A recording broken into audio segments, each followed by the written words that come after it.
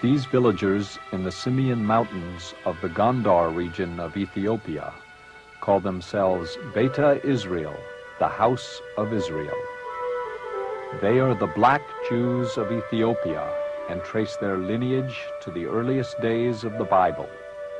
When James Bruce, the 18th century Scottish explorer, encountered them for the first time, he wrote, "These are the ancient inhabitants of the mountains, who still preserve the manners and language of their ancestors.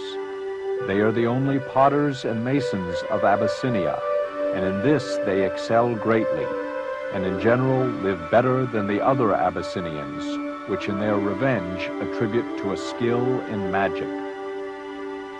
To this day, the Ethiopian Jews are reputed by their superstitious neighbors to possess supernatural powers. In Ethiopia and much of Africa, smithing is associated with sorcery. The Falashas, as the chief practitioners of this craft, are viewed suspiciously by other Ethiopians, who fear the Falashas can cast an evil eye or Buddha upon them.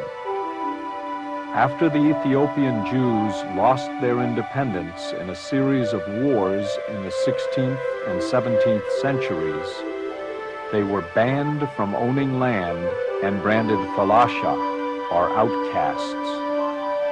Since that time, the Ethiopian Jews have relied on their skills as metal workers, weavers, and potters for their economic survival. How the Falashas acquired their metallurgical expertise is not really known. Possibly they learned from Yemenite Jews who crossed the narrow straits of the Red Sea to trade and live in early Ethiopia. Living in isolation for centuries, the Falashas thought they were the only surviving Jews in the world. Jacques Beitlovich was among the first European Jews to work for the preservation of the Falashas. Deeply impressed with their devotion to Judaism, he wrote, "They adore a God of life, of righteousness and justice. Always in their thoughts, he inspires them with hope in a future of universal peace and harmony. In praying, they raise their souls to the infinite. They ask God to make Zion resplendent and to bring them back to Israel, their cherished country."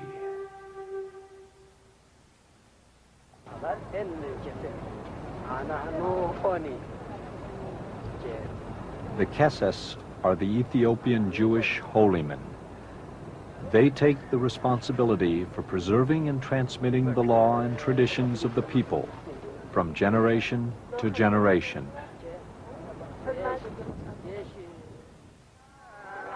When the famous Jewish scholar Halevi made his epic journey to Ethiopia in the 1860s, he was astounded to find that the Ethiopian Jews had maintained the Jewish lunar calendar precisely throughout the centuries, and that their religious observances coincided exactly with the religious holidays held by Jews around the world.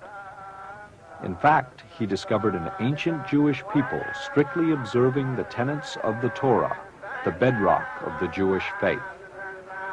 The people prayed in Ge'ez, an ancient Semitic language now almost extinct, and today only used in religious services. In this rare film clip, the Keses are leading the people in the observance of the Seged, a Jewish Ethiopian holiday that commemorates the works of Ezra, the scribe priest who read the law to the Jews after the end of the first exile. Ezra admonished the Jews to obey and understand the laws of Moses faithfully. Ethiopian Jews believe that angels accompany man into the hereafter. The angel of light records man's good deeds, the angel of darkness his bad ones.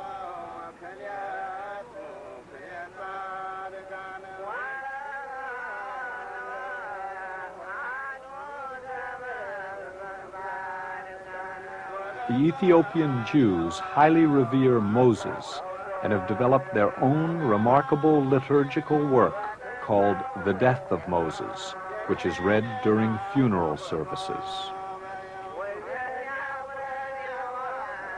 The greatest bond between God and man in Ethiopian Jewish thought is the Sabbath. Its observance is considered the delineation between good and evil, between heaven and hell.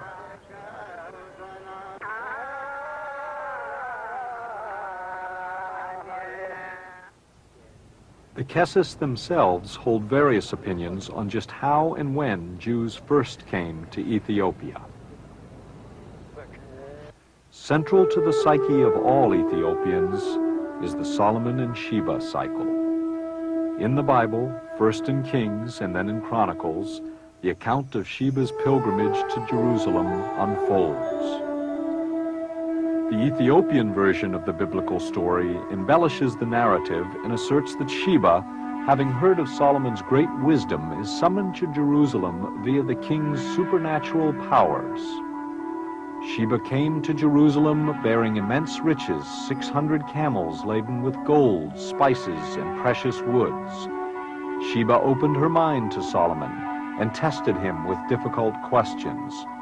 Solomon answered all her inquiries, and smitten by Sheba's beauty, he seduced the virgin queen with the use of a silver chalice.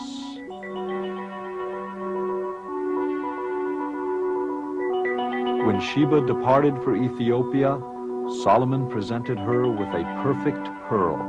Upon Sheba's arrival in Ethiopia, she gave birth to Menelik, son of Solomon, king of Israel, and Sheba, queen of Ethiopia.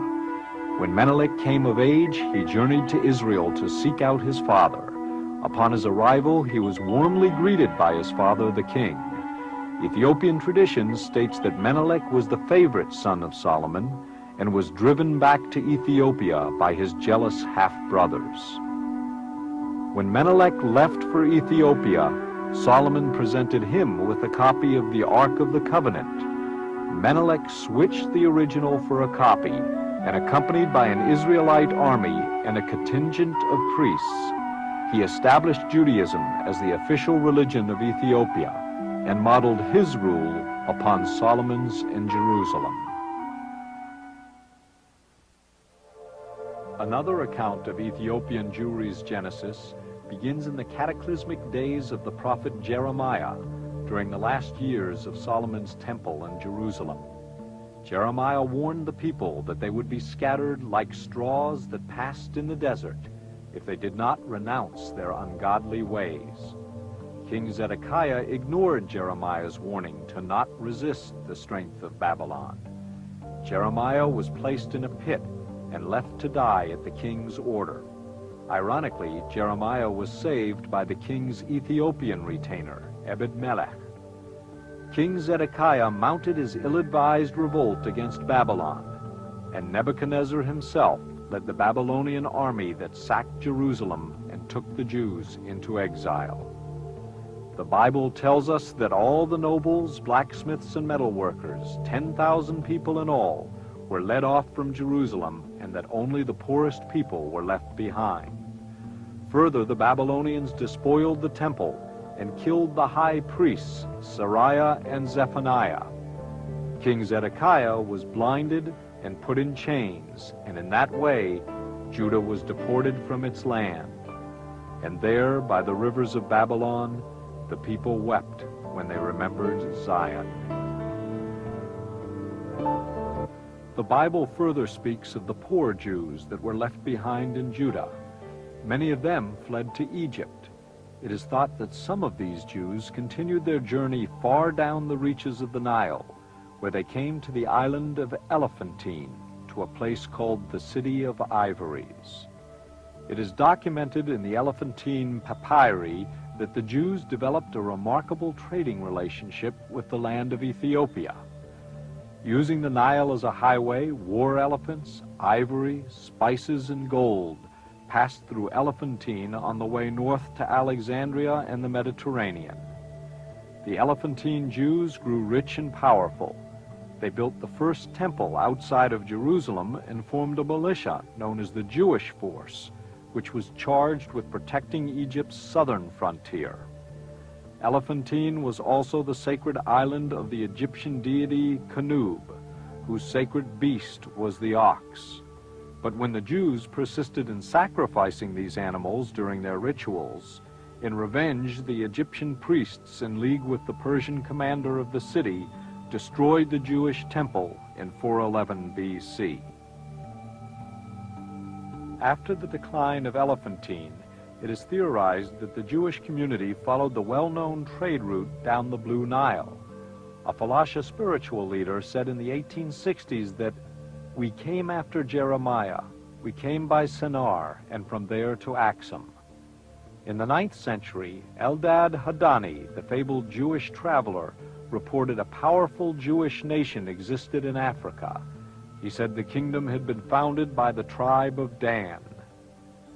The kingdom was reportedly surrounded by the mystical Sambachan River, which rolled sand and stone during the week, but was surrounded by fire during the Sabbath. More likely, it is thought that once in Ethiopia, the Elephantine Jews mingled with the Ethiopian Igao people, thus introducing Judaism into Ethiopia. The Ethiopians had been worshiping a multitude of pagan gods, and the introduction of Jewish monotheism made a tremendous impact on the country's religious life. The people became well acquainted with the Jewish Bible, which later became the model for the Ethiopian Royal Chronicles, the Glory of Kings.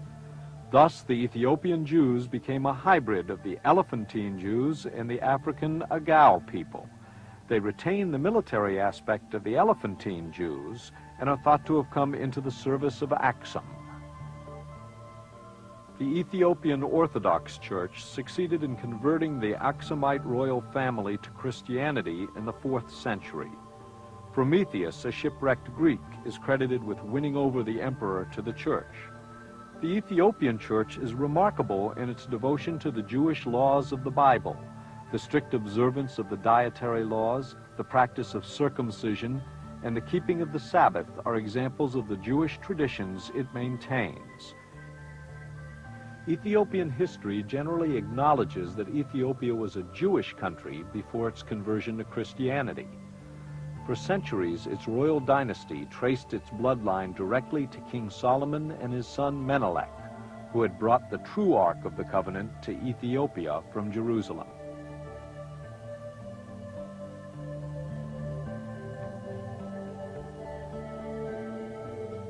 Ethiopia itself is mentioned several times in the Bible. Moses journeyed there when, as son of Pharaoh, he subdued the Ethiopians. And Ebed-melech, the Ethiopian, saved Jeremiah from the pit. In the 15th century, Abba Saga, the son of an Ethiopian emperor, converted to Judaism and proceeded to reform Falasha ritual and prayer. He also introduced the Christian practice of monasticism. Jewish monks became a fixture of Falasha life and retained great influence over the Falashas into the beginning of the 20th century. The most important of the Ethiopian emperors was Caleb, who in the 6th century AD conquered the Jewish king of Arabia, Abu Duwas. With this victory, the area now known as Yemen came under Ethiopian control. This enabled Axum to control the lucrative Red Sea trade to India and the Orient, and to accumulate vast wealth. Another spoil of victory were the Yemenite Jews, expert metal workers and arms makers, who were carried off to Ethiopia by the victorious Caleb. Some historians theorize that in these Yemenite Jewish prisoners are to be found the true origins of Ethiopian Jewry. Meanwhile, the Judaized Agao were appointed by the Ethiopian emperors to protect the western borders of Ethiopia. This region controlled the trade routes to Egypt and the gold-producing area of Gojam. Later, chafing under the Axumite kings and gaining strength from their strategic position, the Falashas rose up under the rule of a beautiful Jewish queen named Judith. Encouraged by the